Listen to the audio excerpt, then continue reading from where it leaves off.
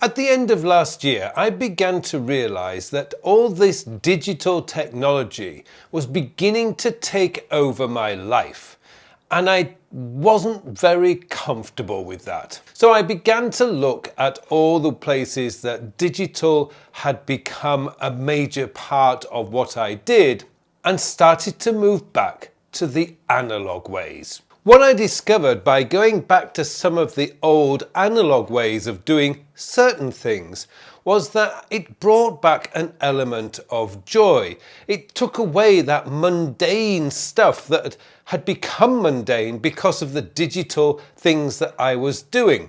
And I came up with 5 things that I actually switched back to over the process of the last 8 months of this year, to show you what may be possible in your own systems that might just bring that little bit of joy back to some of the more mundane things in life. So let's get started with the first one. First up was journaling. Now, for the last 4 or 5 years, I had been writing my journal through my iPad into an application called Day One. Now, don't get me wrong, Day One is a fantastic journaling app.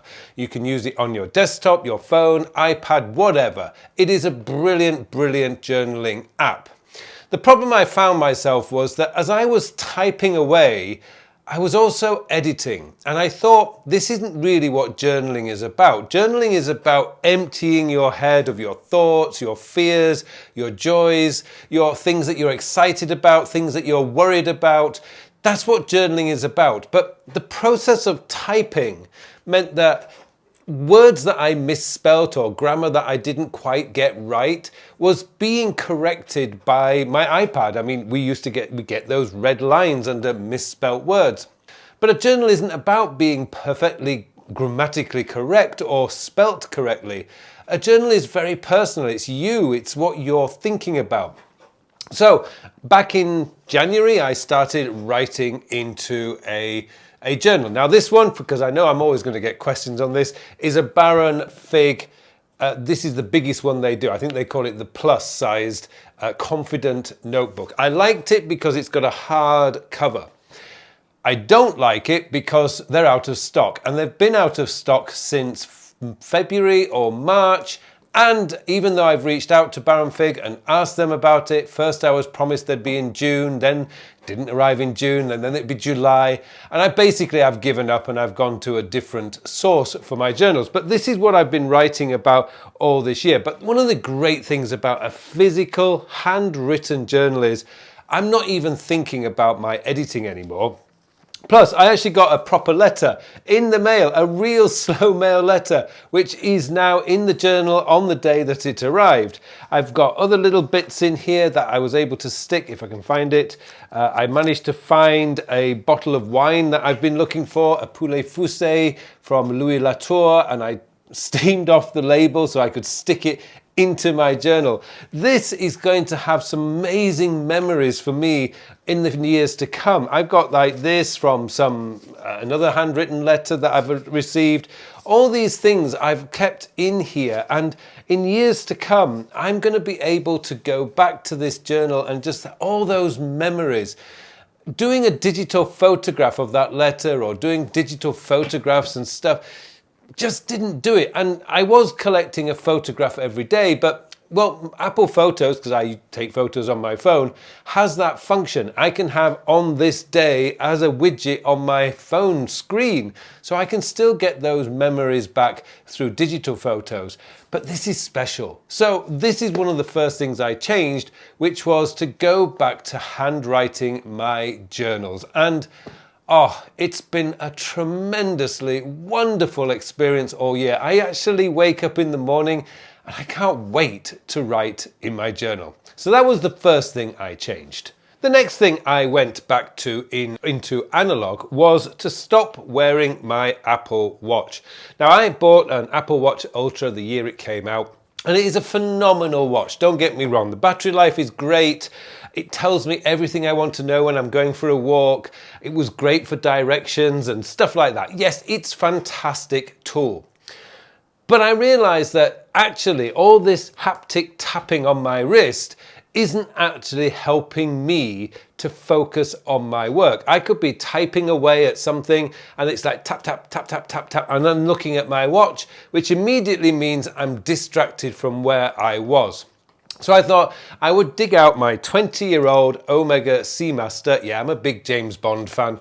I got the Piers Brosnan Omega watch 22 years ago now. And it is still one of the favorite one of my favorite possessions. And I have been wearing this now since I think about February or March when I switched over. And yeah, in the first week, having worn an Apple Watch for about 6 or 7 years, in the first couple of weeks, it was a little bit, I would often start talking to Siri through this watch, and obviously it's not going to work. But I soon found after a couple of weeks that muscle response, if you like, when I wanted to recall Siri, I'd stop doing it. And now it's just great. I don't get all this tapping. This does exactly what it's meant to do, which is to tell me the time and the date, because I never remember the date.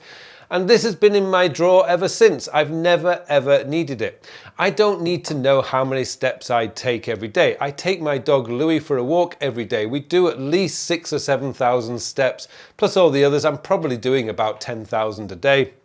I'm not training for the Olympic Games. I don't need so much accurate data on my exercise routines. I can just look at my watch or look at a clock in the office and say, I need to exercise for 20 minutes and just go for it. I'm exercising for health now, not for the Olympic Games. So I don't need such metadata on what I'm doing. So this now remains in a drawer. Another area that I've gone back to the analog ways of doing things is in planning projects. Now, when I used to do this, I used to open up Evernote, I'd type the title of the project in the note, and then I would brainstorm ideas. Now, in theory, that makes sense. I mean, just type, return, type, return, type, return. But once again, I came across that issue of editing. As you're typing, you generally want to correct any spelling errors or grammar mistakes that you make. You often get the red line under a misspelt word. Now, the problem with this is it actually means that you're using a different part of your brain. You're using like the editing part of your brain, the logical part of your brain. But when you're planning something, you need to be engaging the creative side of your brain. And we're all creative. All human beings are creative. So what I did was I got myself a Rhodia A4 notebook, and I've covered this in numerous videos this year. And I started, first of all, planning my projects in here. And what I've ended up doing is I have now a whole record of my thought processes. So here's one for a project I did earlier this year and another one. And I end up writing all sorts of notes. Now, when I first started doing this, it was just a quick 30 minutes of just writing out my thoughts and then going digital. What I discovered was actually the better way of doing this is to actually say, right, I've got 5 days to plan on paper. So I would spend 30 minutes here and then I put it to the side of my desk, and then another day, I have an idea, and I'd add on to it. Over those 5 days, I ended up with notes as big as this. Once I'd done that, what I did was I scanned, using my phone, these notes into Evernote and then pulled out the main points, bullet points, next actions, etc., and made that note into a more logical, clearer system in which I could then follow and clear those projects.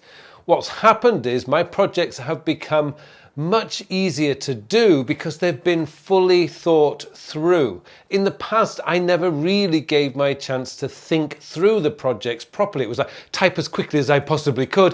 What's the next action? Let's start.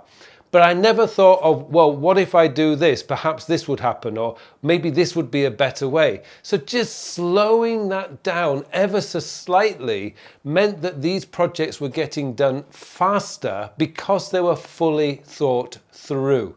Plus, and here's a little thing that I have noticed, I also do my YouTube video planning in here. What I've also noticed is I tripled the viewers, the average viewing numbers on my videos that go out each week. And if you want to see that for yourself, just go back to like maybe December last year and compare that to January, February. You'll see the numbers significantly increase. Now, I don't know that if that's just because I've done better topics, but I think it's probably because each video is now more thought through. That has come about from a simple A4 notebook and 5 days of proper planning. So there you go. That's number 3. Now, the fourth thing I've done is actually done my weekly planning now on paper. Now, I've covered this in a lot of videos this year, but what I realized was I have a system called the weekly planning matrix. And essentially it's 4 squares. You've got your core work, the work that you're employed to do, projects and issues, personal, and radar. I'll put a link to those videos in the show notes if you want to learn more. But the main point here is what I used to do is I used to do this digitally. And once again, it just didn't kind of connect to the creative side of my brain. It was like, it's all about speed. I think digital in many ways forces you to go fast, fast, fast, fast, fast. Plus there was that sameness every week. It wasn't really enjoyable. And I really want to make my weekly planning enjoyable and bring me really allow my brain to open up to the possibilities of what the next 7 days could be. So now I actually start for the first 10 minutes, certainly 10, 15 minutes on paper. I just brainstorm what is important. And this is last week's. I can use different colored pens. I can use highlighters if I want. I can play with pencils. But kind of what it is just really opening up that creative side of my brain to really get down what is on my mind first before going into my digital tools.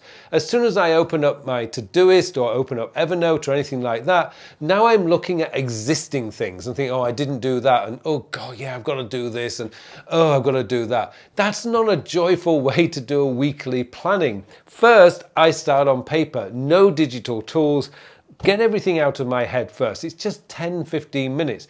Then I put this in the middle on my table, have my Todoist on the left, my calendar on the right, and then I can just add these things or check that they're already in there, date them, whatever needs to be done, job done. It's so much more fun. Plus now I have a record of the whole week. So next week on Saturday when I do my weekly planning, I can go back to this and look to see, wow, I did all those things. Oh yeah, that changed, and oh, that changed. So there's a lot of things that you can do, but paper just turned out to be so much more fun than doing this in digital only. And finally, the next thing that I've gone back to the old analog ways is real books. Now, this is a book that came out maybe 2 or 3 months ago. I've been waiting for this book for such a long time. In the past, I would pre-order it on Amazon, have it on my Kindle, and just read it from my mini iPad. But this book, when it arrived, it was just this huge smile on my face that this book, a book I'd been waiting for because I pre-ordered it in October last year. And when it finally came, I mean, it's a big book, but I would sit on the sofa with this book. Oh, it was such a joy to read. And I've gone this with other books. I have this on my coffee table in the office. And every morning after I've written my journal, I just give myself 5 minutes to go through one of the days for the Daily Stoic, which is a great, great book. And I love the hardback books because they just sense that they're going to last forever. And recently I've gone back to looking into design. I have a soft spot for Swiss design. So those of you in the design know Helvetica type fonts, although I don't use that particularly these days. But I ended up getting a copy of a book that came out in 1958 or something, or the early 60s. It's called Grid Systems. Again, if you're a graphic designer, you'll know about this book. It's just an amazing book.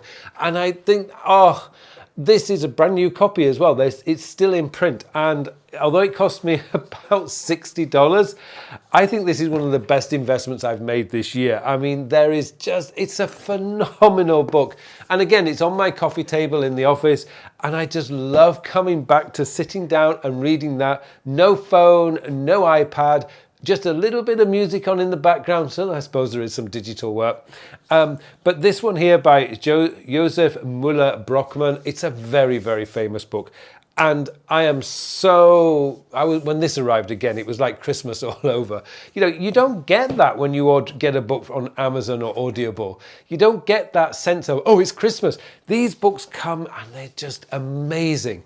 And also it means that now I can go and sit on the sofa in the house without my phone, without any digital interference, and just me and my little dog and the sound of the rain outside, and just read. And it is nothing beats it. I can promise you, nothing beats it. Now, I've done a lot of videos over the last few months on how my digital I like the way that we call it digital transformation. In fact, I'm going analog transformation. It's not going to be complete. I mean, don't misunderstand me. The digital technology is the future. I accept that. But there are some things that maybe where digital technology is overreaching. Things like planning can be done on paper. Writing a journal can be done on paper. Not necessarily having a smartwatch. I mean, unless you are genuinely tracking certain things for your health and it's important to you, then you don't really actually need a smart watch. And I can promise you, if you go back to reading real books, it is just a phenomenal experience. And it's like, in a way, I've rekindled my childhood. Maybe it is, I'm going through a midlife crisis or something. I don't know. But I tell you what, I have thoroughly enjoyed this transformation this year. I don't anticipate anything else changing, but right now, I feel as though I've got that perfection in my life, that perfect balance between analog and digital. And it does make life feel so much more enjoyable and fulfilling. But if you want to learn more about what I've been doing, particularly what I've been doing on the journaling front, then this video up here is the next one to watch.